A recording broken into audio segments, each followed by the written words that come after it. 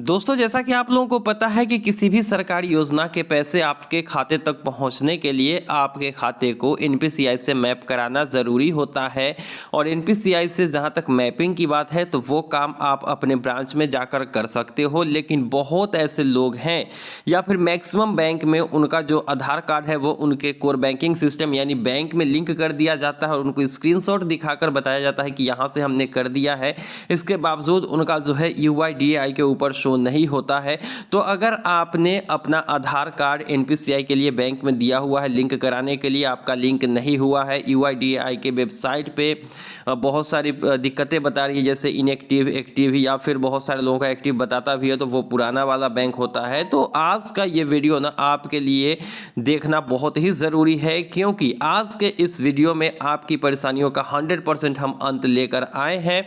और पहले तो आपको पूरा प्रोसेस बता देते हैं कि आखिर क्या कुछ किस स्थिति में करना चाहिए, यूआईडीएआई के ऊपर आपका क्या दिखा रहा है तो कौन सा एक्शन आपको लेना चाहिए, और आखिर में इन चारों का एकमात्र उपाय क्या है वो भी बताएंगे। पहले एक एक करके इसको डील करेंगे। तो सबसे पहले शुरुआत करते हैं कि आखिर हमें पता कैसे चलेगा कि हमारा जो है डीबीटी से या फिर एनपीसीआई से मैप है कि नहीं आधार कार्ड। तो देखिए, अगर आप कोई स्कॉलरशिप अप्लाई करते हैं तो उससे पहले आपको पता होना चाहिए कि आपका एनपीसीआई से खाता मैप है कि नहीं, अप्लाई करने से पहले। और अगर मैप है तो वही खाता नंबर आप अपने स्कॉलरशिप वाले फॉर्म में देंगे। पैसा आने में कोई दिक्कत नहीं होगा। नहीं तो पता चला कि सरकार की तरफ से पैसा भेजा जा चुका है और एनपीसीआई ना मैप होने की वजह से आपके खाते में क्रेडिट नहीं हुआ है, और ऐसे में आपको अपने ज़िला में चक्कर लगाना पड़ जाता है, तो बहुत सारी परेशानी होती है। तो चलिए बिना डिले किए वीडियो को स्टार्ट करते हैं, और वीडियो भले ही लंबा जाए पूरा देखिएगा, 100% रिजोल्यूशन देंगे आज के इस वीडियो में।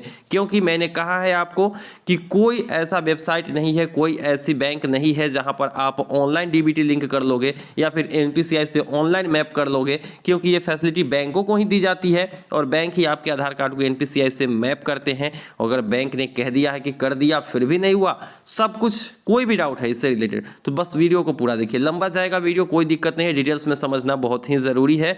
आधे ज्ञान से बेहतर है थोड़ा समय व्यतीत करें और पूरा ज्ञान हासिल करें। तो चलिए बिना डिले किए वीडियो को स्टार्ट कर लेते हैं।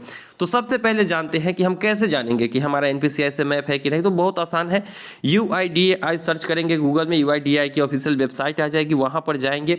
वहाँ पर आपको लॉगिन करना है। सबसे पहले अपना आधार नंबर लॉगिन करेंगे। पहले तो आती थी एक पेज जहाँ पर बैंक मैपिंग का ऑप्शन आता था, लेकिन अब नहीं आती है। पहले आपको लॉगिन करना है। लॉगिन करने के बाद आप नीचे की तरफ जाएंगे तो वहाँ पर जो है साइड में आपका आधार लिंकिंग स्टेटस बताएगा, तो वहाँ पर आप लोगों को क्लिक करना है। वहाँ पर क्लिक करेंगे तो आपको स्टेटस बताएगी कि आपका लिंक है या फिर एक्टिव है, इनएक्टिव है या फिर क्या है। ठीक है, वहाँ से आप देख लेंगे कि आपका है या फिर नहीं है। अब ऐसी स्थिति में जब हम देखने जाते हैं तो वहाँ पर 4 तरह से हमें दिखाई देता है। देखिए, ऐसा नहीं कि आपको चारों दिखाई देगी, किसी को कुछ, किसी को कुछ, किसी को कुछ दिखाई देता है। इस टाइप से दिखाई देती है। बहुत से लोगों का कुछ इस टाइप से दिखाई देता है, एक्टिव है कि इनएक्टिव है, कब इसको लिंक किया गया है, कुछ इस टाइप से आप लोगों को दिखाई देता है। और बहुत से केस में क्या होता है कि कुछ इस टाइप से आप लोगों को दिखाई देता है, मतलब कि कोई बैंक रिकॉर्ड यहाँ से फाउंड नहीं किया गया है। और कुछ लोगों का कुछ इस टाइप से दिखाई देता है। अब इस टाइप से दिखाई देने का मतलब आप कहेंगे कि पहला स्क्रीनशॉट और दूसरा तो तीसरा तो सेम है। नहीं, बहुत से लोगों का बताता है कि आपका ये बैंक लिंक है, लेकिन दरअसल वो बैंक बंद कर दिया गया होता है, फिर भी वो बैंक दिखाते रहता है। और चौथी स्थिति में आपका कुछ इस टाइप से दिखाई देता है, बैंक का नाम आपका जो है कब लिंक किया गया था, कब अपडेट किया गया था वो दिखाता है, और उसके बाद इनएक्टिव दिखाता है। यही 4 स्थितियां हैं जब आप यूआईडीएआई के वेबसाइट पर अपना बैंक मैपिंग सर्च करने जाते हो। तो इसी टाइप से जो है आपको 4 ऑप्शन दिखाई देते हैं। तो चलिए इन चारों ऑप्शन के बारे में पहले समझते हैं कि आखिर ये चारों ऑप्शंस या फिर ये चारों जो आपको दिखाया जाता है स्टेटस, वो किस किस चीज़ का प्रतीक है और इससे हमें क्या समझना चाहिए। तो सबसे पहले यहाँ पर देखेंगे कि जब आपको कुछ इस टाइप का यहाँ पर दिखाई देता है, 1 मिनट थोड़ा सा वेट करेंगे, थोड़ा सा हम अपने रबर को बड़ा कर लेते हैं इसका स्ट्रोक। तो चलिए, हाँ, तो अगर आपका यहाँ पर एक्टिव शो होता है, जैसे आपका अगर एक्टिव शो होता है और बैंक का नाम लिखा हुआ है और कब यहाँ पर अपडेट किया गया वो लिखा होता है, इसका मतलब है कि आपका आधार मैपिंग जो है वो हो चुका है। इस बैंक से आपका एनपीसीआई से मैप है और ये इतना तारीख को मैप किया गया था और वो जो है अभी एक्टिव है, मतलब अभी चालू है। ये चीज़ें यहाँ पर निकल के सामने आती है। लेकिन बहुत से केस में क्या होता है, ये सब चीज़ें दिखाई तो देती हैं, लेकिन पता चलता है कि जो बैंक हमने बंद करवा दिया है वही बैंक यहाँ पर एक्टिव बता रहा है। अब इस स्थिति में क्या करें, बैंक तो बंद हो चुका है। तो इस स्थिति में आपको करना चाहिए कि दूसरे बैंक में जाइए और वहाँ पर आप जो है अपना NPCI मैप कराइए, क्योंकि बहुत से बैंक आपको कहेंगे कि पहले वाले बैंक से डीलिंक करवाइए, लेकिन अगर ये बंद ही हो चुका है खाता तो फिर डीलिंक कैसे होगा, क्योंकि वो चालू होगा तभी तो उससे हम डीलिंक करवाएंगे। तो अगर ये बंद हो चुका है तो डीलिंक करवाने की ज़रूरत नहीं है। आप दूसरे बैंक में फॉर्म जमा करिए और वहाँ पर कहिए कि NPCI करवाना है। अगर बैंक मना करता है तो आप RBI को NPCI को कंप्लेन दर्ज कर सकते हो, क्योंकि NPCI का मानना है कि उनकी जो रूल्स है उसके हिसाब से अगर आप एक से अधिक बैंकों में NPCI के लिए देते हो ना, तो जो आखिरी बार आपने बैंक लिंक कराया होगा उसी में आपका स्टेटस शो होगा, ना कि पुराने वाले बैंक में। और ये बात मैंने आप लोगों को बहुत सारे वीडियोज़ में बता दिया है। तो इसका रिजोल्यूशन यही है कि आप बैंक में जाइए। अब बैंक आपको बोलता है कि हमने कर दिया है लेकिन फिर भी अपडेट नहीं हुआ, तो मैंने आपको पहले बताया कि लास्ट में बताएंगे कि क्या करना चाहिए, ठीक है। तो इस स्थिति में हमने दोनों स्थिति में आपको बता दिया, या तो आपका एक्टिव है या फिर अगर पुराना वाला एक्टिव है तो दूसरे बैंक में आप जमा कराइए, वहाँ पर 100% आपका लिंक होगा, ठीक है।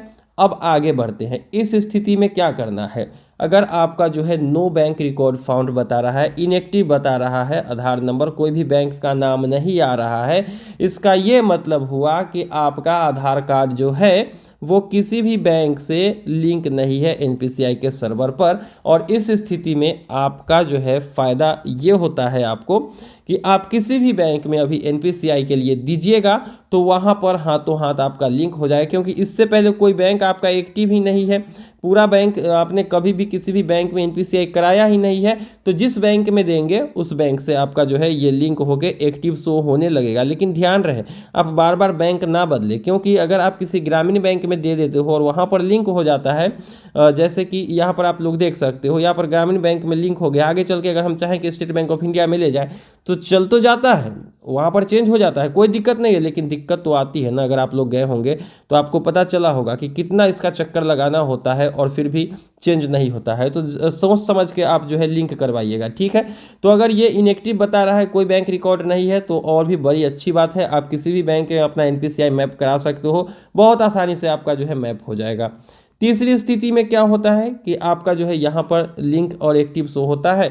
तो अगर आपका जो बैंक यहाँ पे बता रहा है और जो तारीख बता रही है, अगर आपने उस तारीख को लिंक किया होगा तो इसका मतलब है कि आपका चालू है। और ऐसे भी आपका जो है इस टाइप से दिखाने का मतलब हुआ कि अगर ये बैंक आपका खाता चालू है तो इसका मतलब ये जो अकाउंट नंबर है वो NPCI से लिंक है, किसी भी तरीके की दिक्कत नहीं है। और चौथी स्थिति में आपका बताता है इनएक्टिव।